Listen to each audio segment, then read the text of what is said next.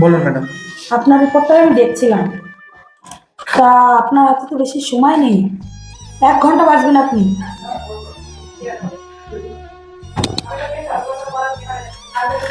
Hello, কে বাপি? এ ভাই, সারা জীবন আমি তোর সাথে জায়গা জমি নিয়ে কত অশান্তি করেছি। শোন ভাই, আমার যত জায়গা জমি আছে সম্পত্তি সব তুই নিয়ে নে। হ্যাঁ, আমার দলিল নিয়ে নে তুই। আর অশান্তি করবো না। হ্যালো, কে চিন্টু? তুই সারা জীবন আমার গাড়ি চালিয়েছিস ভাই, তো অসংখ্য ধন্যবাদ ভাই।